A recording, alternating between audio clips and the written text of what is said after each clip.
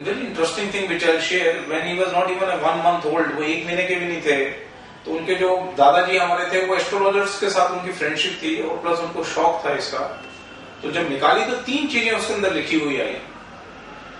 Number 1 लिखा, उन्होंने लिखा कि ये फौज में जाएंगे, फौजदारी होंगे, फौज में होंगे, मिलिट्री में होंगे। दूसरा लिखा या पुलिस ऑफिसर होंगे, पुलिस के महकमे से कनेक्शन होगा इनका, या पुलिस में होंगे। और तीसरा लिखा हुआ था कि ये एडवोकेट होंगे। अब देखिए, जो बच्चा 1 महीने का भी नहीं है और एक पंडित जी या जिसने भी ये स्टडी किया है, स्टार्स, प्लैनेट, नक्षत्र करके उन्होंने ये चीज लिखी उस जमाने में। आज हमारे पिताजी 75 साल के होने वाले हैं 10 दिन के बाद, आज 7 तारीख है, exactly after 10 days it be 75 years। वो एयरफोर्स के ऑफिसर बने, specialize into administrative branch, security से रिलेटेड था उनका ताल्लुकात। तो सिक्योरिटी मतलब पुलिस के साथ कनेक्शन था और फौजदारी अफसर थे वो। इसके अलावा वो एयरफोर्स के वकील थे, उन्होंने LLB कर रखा था, एयरफोर्स के भी केसेस लिया लड़ा करते थे। 35 years उन्होंने एयरफोर्स की नौकरी की और पिछले 25 साल से वो राजस्थान हाई कोर्ट के अंदर एडवोकेट है। नहीं, वो तो आप जो बता रहे हैं, मैं बताना चाहता हूँ, देखिए उतने साल पहले ये चीज लिखी हुई थी उन्होंने, जिनको ये ज्ञान था। तो कोई बच्चा पैदा होता है, आप क्या बता सकते हैं कि वो क्या आगे जाके क्या बनेगा? मतलब ये क्या साइंस है, ये बताइए। वो ऐसी कैसे देख के ये सारी चीजें बता सकते हैं? मतलब वो मानना पड़ेगा। अब मैंने तो आज की तारीख कॅल्क्युलेशन करता पडता आहे मॅडम, हे जे काही आपल्याला सर्टिफिकेट मिळतात, तुमच्याजवळ सगळे ग्रंथ आणून दिले, ग्रंथ आणून दिले किंवा सायन्सचे ग्रंथ आणून दिले आणि तुम्ही ते ग्रंथ वाचून वाचून सायन्स तुम्ही सांगू शकला, प्रॅक्टिकल तुमच्याजवळ नाही आहे। हे ग्रंथ वाचून या कुंडलीमध्ये अमुक ठिकाणी ग्रह आहे, असं आहे, त्याची अशी अशी काही फळं आहेत, परंतु ज्यावेळेला तुम्ही ज्योतिषी म्हणून एखाद्या कुंडलीचा विचार करता आणि आता यांनी ज्याप्रमाणे सांगितलं, एखादा बालक जन्माला आलेला आहे तात्काळ इमिजिएट, तुम्ही त्याच्यावरती सांगू शकत नाही।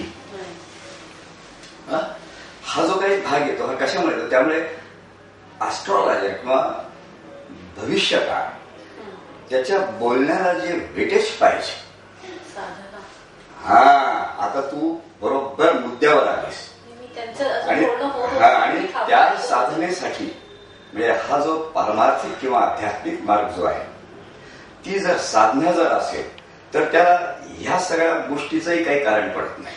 वाणीला, जिभेला फार महत्त्व आणि ते नसल्यामुळे काय होतं, माझं साहित्य आहे, सगळे ग्रंथ भरलेले आहेत, पण मी ते जन्माला आलेलं मूल सांगू नाही शकत। ज्याजवळ साधना आहे, त्याजवळ साधनेमुळे निर्माण होणारी जी एक विशिष्ट शक्ती आहे, ती शक्ती व्हेरी इमिजिएट तात्काळ सांगू शकते की ह्या जन्माला आलेलं मूल जे मरेल का आणखी काय होईल का आणखी काय पुढे जाईल। त्यामुळे ज्योतिषाच्या बद्दल त्यावेळची जी मंडळी जी होती ती स्वतःच साधना करीतच होती। म्हणजे एक साधं उदाहरण घ्यायचं म्हटलं, तो कोणत्या कम्युनिटीचे मला माहित नाही, परंतु रितसर कम्युनिटीमध्ये ज्या ठिकाणी मौंजी बंधन हा संस्कार होत असेल, म्हणजे व्रतबंधन ज्याला आपण मौंजी बंधन म्हणतो, ज्या मुलाचं मौंजी बंधन होत असेल तो साधारणपणे 8 वर्षाचा होता। 8व्या वर्षी मौंजी बंधन करत असताना मूळ शास्त्रामध्ये अगदी दिले आहे, त्याचा वडील म्हणजे त्याचे फादर त्याला गायत्री मंत्र द्यायचे, दुसरं कोणी देत नव्हतं। आणि त्यावेळेला त्रिकाळ संध्या त्याला करावीच लागत होती। म्हणजे त्रिकाळ संध्या रोज म्हटलं तर 108 कमीत कमी जपाची माळ म्हटली तर 1 दिवसामध्ये 108×3 एवढा त्याचा गायत्री जप होत होता। तो त्याच्या वयाच्या साधारणपणे किंवा 18व्या वर्षी वय नव्हतं त्याचं, म्हणजे त्याचे पुरस्चरण निश्चितच झालेले आहे, बरोबर। पुढे 18 वर्षानंतर लग्न झाल्यानंतर लगेच काही चाइल्ड निर्माण होत असं नाही, बरोबर। 1-2 वर्षात झालं, म्हणजे 20व्या वर्षी झालं। 20व्या वर्षी चाइल्ड झाल्यावरती ते 8 वर्ष पाहिजे, तिथपर्यंतच्या कालावधीमध्ये त्या बापाची गायत्रीची तेवढी साधना पूर्ण तयार झाल्यावर त्या मुलाला 8व्या वर्षाला जो मंत्र दिला जात होता त्या आधारामध्ये त्याला त्या शक्ती प्राप्त होत होत्या, आणि ती साधना होती काय, आणि त्याद्वारा तो सरळ सांगू शकत होता। आणि नेमकं आज आपण जे काही अध्ययन करीत आहोत त्या अध्ययनाच्या मध्ये नुसती पुस्तिकी विद्या आपल्याजवळ शिल्लक राहिलेली आहे. मोठमोठे जितके बोर्ड लावलेले असतात ते फ्लॉप आहे.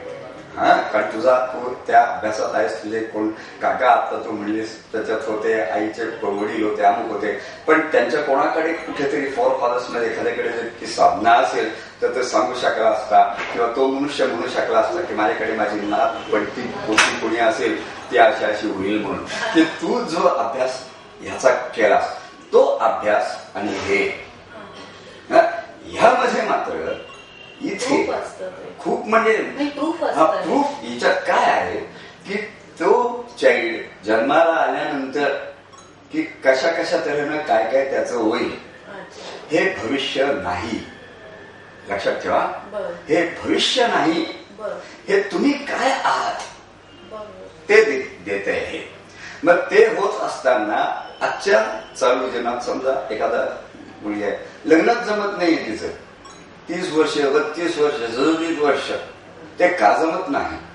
ते सगळे कुंडली बघून म्हणलं ते अमुक नाही, ते आता तर योग यायलाच पाहिजे, हमखास होणार गोष्टी काही होत नाही. जेव्हा ते हे बघते तेव्हा त्याच्यात तिचे मागचे जे काही जन्म आहेत त्या जन्मातल्या नावांपासून तिने केलेल्या ज्या काही खोड्या आहेत त्या सगळ्या खोड्या त्याच्यामध्ये येतात. आणि ते जे दोष आहेत त्या दोषांचा परिहार सुद्धा असतो. त्या दोषांमुळे हे होत नाही, किंवा क्लिअर कट ह्या जन्मात लग्नाचा योग नाही स्पष्टपणे किंवा मृत्यू सुद्धा.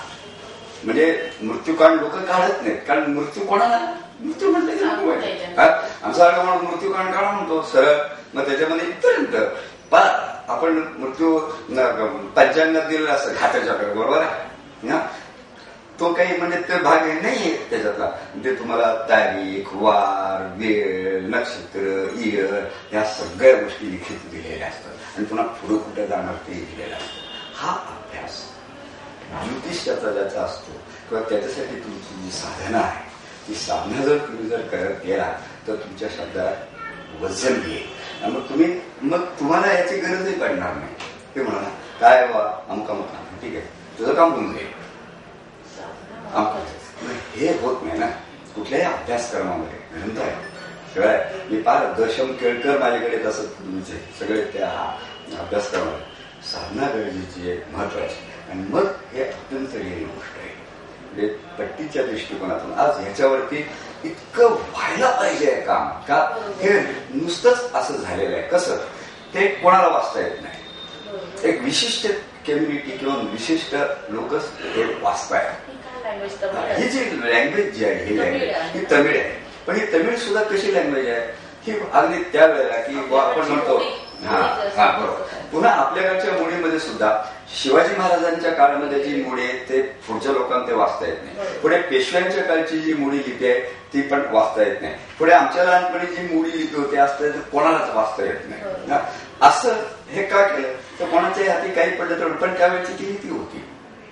मग ती लिपी पुन्हा कुठे लिपी पुन्हा एवढं सगळं त्याच्यामध्ये बसवायचं आहे. म्हणजे सूत्रबद्धता. जर आपल्याकडे सूत्रात्मक ग्रंथ आहेत सगळे, पतंजली योगसूत्र पहिलं सूत्र काय म्हणतो, योगश्चित्त वृत्ती निरोध. हा 2 सूत्र घेतली तरी सगळं अख्खा आला अध्यात्म. आणि लगेच सेकंड योग अथ योगानुशासन. पहिलं योगश्चित्त वृत्ती निरोधा, लगेच दुसरं अनुशासन. त्या आधारे सगळं आलं. हे जेव्हा बंद झालं सगळं, हे सगळं बंद. आता हे ओपन व्हायला लागलंय. आता आजच्या काळात विज्ञान आहे तुमच्याजवळ सगळ्या भाग आहे. मग ह्या लिपी वाचण्याचं तंत्र हे पहिलं आत्मसात केलं गेलं पाहिजे तुमच्यासारख्या तरुणांनी. कारण हे शेवटी ह्याच्यावरती ज्या ज्या ठिकाणी संशोधनं चाललेली आहेत, जपानमध्ये आहे, इंग्लंडमध्ये आहे, अमेरिकेमध्ये आहे, सगळ्या ठिकाणी, मग त्यांनी ते तंत्र आत्मसात केलं की ते जपानीज किंवा ते अमेरिकन माणसं इथे येणार, ते सेंटर्स खोलणार. तुम्ही आज जी काही फी आकारतात त्याच्यापेक्षा आणखी अगदी फार कमी याच्यात ते खोलणार. तेव्हा हम पडके बताता आहे. असं ज्या वेळेला होईल तेव्हा तुम्ही म्हणणार ते वशिष्ठ ऋषी आमचेच होते, ते आत्री तर आमचेच आहेत आणि ते अमुकच आहे त्यांनी केल्यावर. मग व्हाय नॉट तुम्ही का नाही. शिकवतात काही. सांगतो हीच याची जी मुनाफाली आहे, याचा खरा जो गठ्ठा आहे, भाग जो आहे तो हाच आहे. हे आता आज ह्या घटनेमध्ये सुदैवानं मी म्हणतो की आता त्याचं सुद्धा जर कुंडली किंवा काही काढली तर त्या माणसाला तो ऍडव्होकेट आहे, अमित लाटकर नाव त्याचं आहे, तो इथे येत राहतो, पण त्याला ज्या भाषेला नाडीपट्टी वाचता येते पूर्णपणे. हे जे काय लिहिलेलं आहे हे कशामुळे आलं आहे, बॅक रेफरन्स त्याच्यात घेतलेच पाहिजेत ना, त्याच्याशिवाय तर काही येणार नाही. हे मग शिकणं, त्याच्यातनं शिकवणं हे होईल, काय लागेल थोडा, पण त्याच्यावरती तुमचं एक सारख्यांचा तुम्ही हे करत गेला